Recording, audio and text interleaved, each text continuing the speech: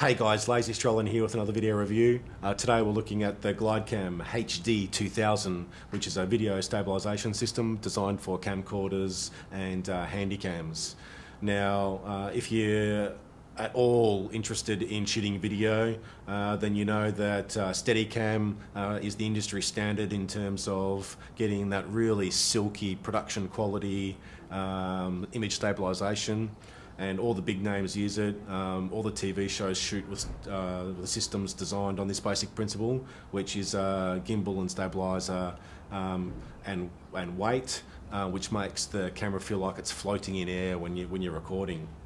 This is entry-level stuff. This is designed for people who are not pros, but like to get footage that takes it to the next level. So that's where I am at the moment.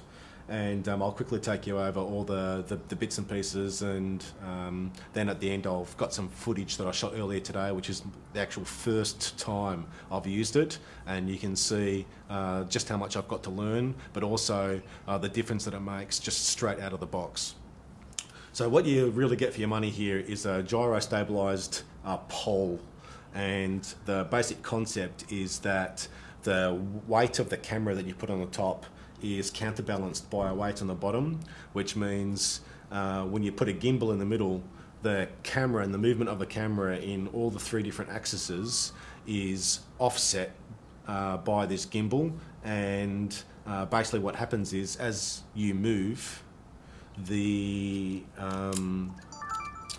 weight and the camera is immune to all of the different movement around it, apart from when you hit things. And you'll see the effect later on, and I'll zoom out and sort of give you some moves as you fly it, because it's called flying it. But quickly I'll take you over the basic setup.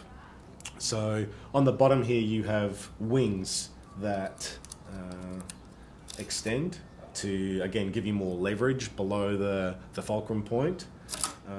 They do tell you to start with the wings all the way out and load it up as part of the instructions, or any tuning guide that you can see on YouTube. You have here posts to throw your weights on.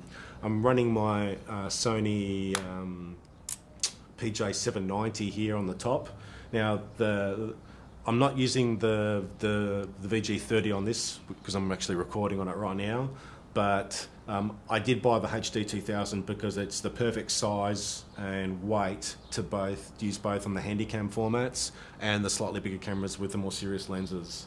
So the one problem I've got with this little camera on it, of course, is that I'm only running one weight because the camera is so light, and even then I've had to move the camera all the way forward. But that's all technical stuff that when you're tuning the camera, you'll sort of you'll get used to very, very quickly.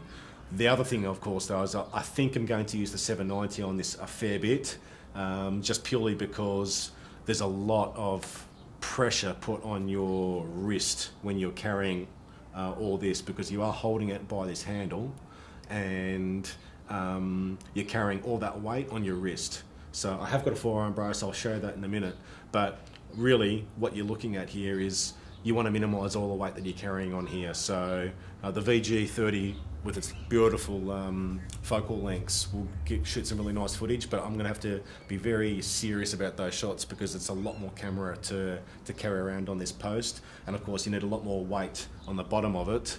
You need actually to double the weight on the bottom to stabilise the larger camera. They do ship you enough weights to fill up both posts, so if you're really serious and you've got a really heavy camera, it'll take you all the way up to, I think it's about 8 pounds or 4 kilos, which is a lot of weight. If you actually look at the bottom of the thing here, this is a hollow handle. Now the reason it's hollow is because when you get the forearm brace, which I've got here for you to show you, the forearm brace comes with a post, and when you mate them together, what this does is it transfers the load of the Glidecam from your wrist onto your forearm. You're still carrying all the weight on your arm, but you're not flexing, carrying it all on your wrist anymore. So it actually makes it a lot more comfortable. Apart from the material they use for this, you sweat like a pig inside it. It's like a synthetic material that really does get hot really quickly. Again, the craftsmanship on everything, it's all looks like it's welded by hand and quality checked. It's really nicely done. Simple but nicely done, and I've got a lot of respect for that. If you look in here, the quality of the gimbal itself, which is what you're paying the money for, is superb. It looks like it's fairly well sealed. Living here in Qatar with all the dust and the sand, we're going to very quickly test that theory out. And for the rest of it, telescoping to help you balance it, and the quick release plates. Now this is one of the things, the difference between the HD versions of these, which is this one, and the non-HD versions is not that it lets you shoot in HD quality or anything like that, it's these adjustments. Right here, and there's another one on the front.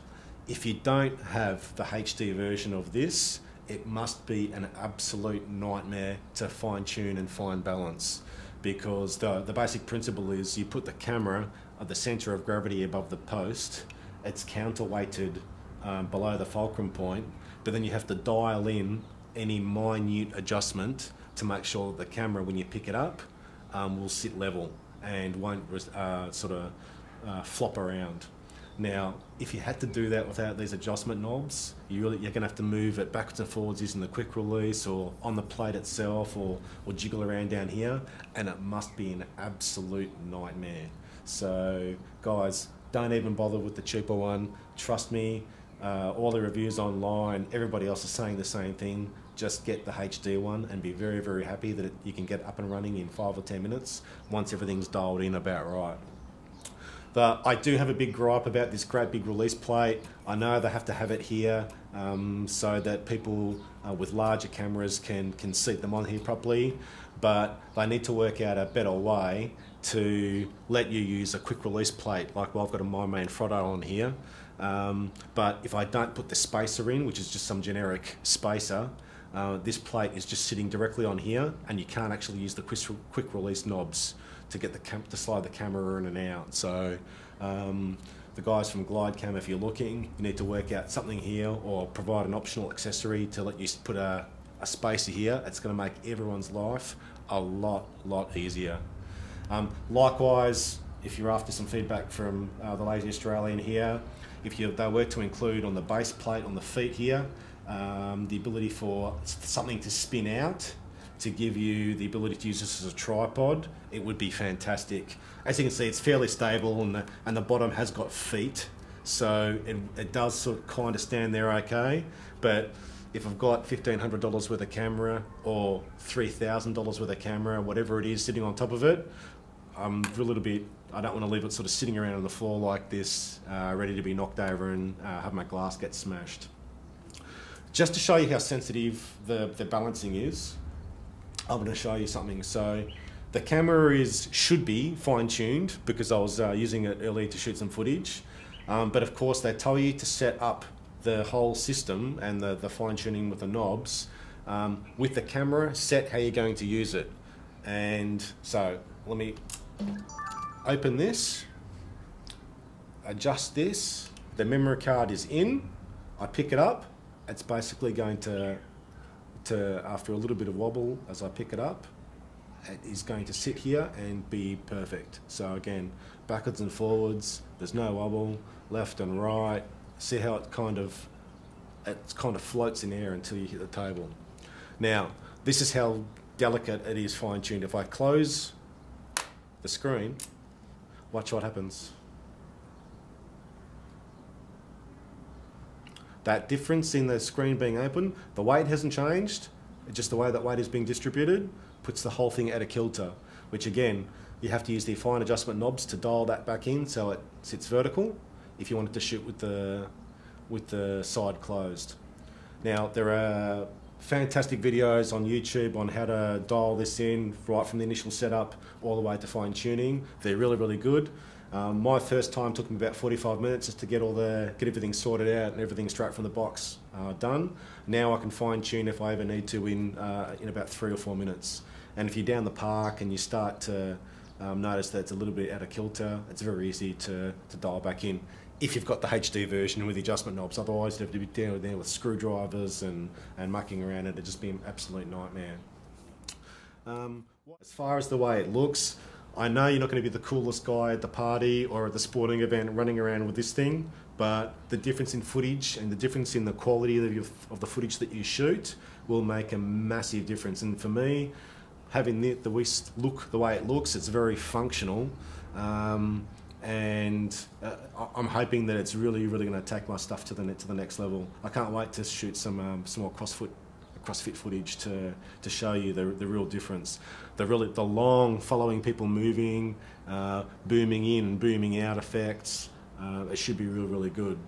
If you know anything about cameras, you know that the PJ790 already has Sony's new image stabilizer built into it, where the lens is actually free floating, and I can show you that.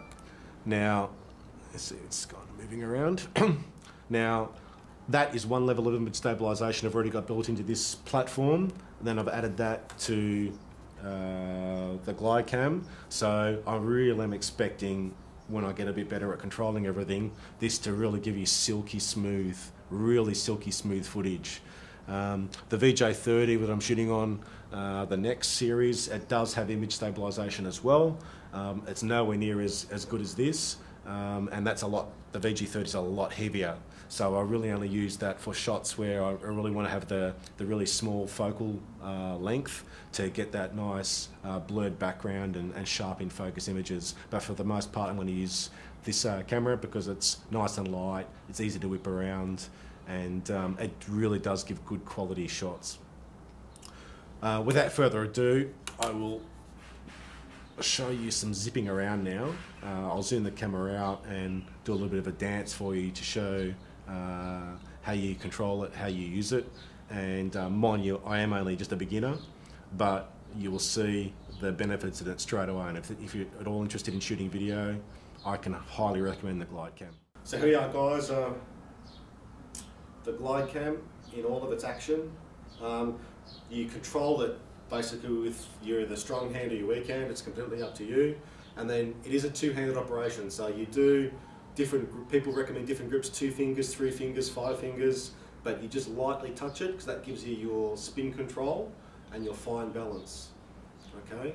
One of the things that people find it very difficult to get used to is, because this is so frictionless, even a little bit of breeze will start to push the camera around, and you need your second hand here to literally stop it spinning around or control that spin if that's something that you're trying to bring into your shots. And basically when you use it, as you can see, it just completely is stable. And the way that translates into your shots is simply amazing. And it does take a bit of practice, especially walking, because if you're very rough with it, you're still going to get your up and down movement, which makes people seasick. But once you perfect the Glidecam walk, which is, everyone does a little bit different, you can start to get the really cool effects. Just look at how it just glides. It's a little bit of rotation, put some spinning. One of the things that you very quickly get used to through lots of practice is every time you contact, either the handle contacts the post or goes out of gimbal, that's the danger sign that you're trying to do a little bit too much too fast. A little bit of practice will take that out of the equation, and you're just going to get that silky, smooth shot.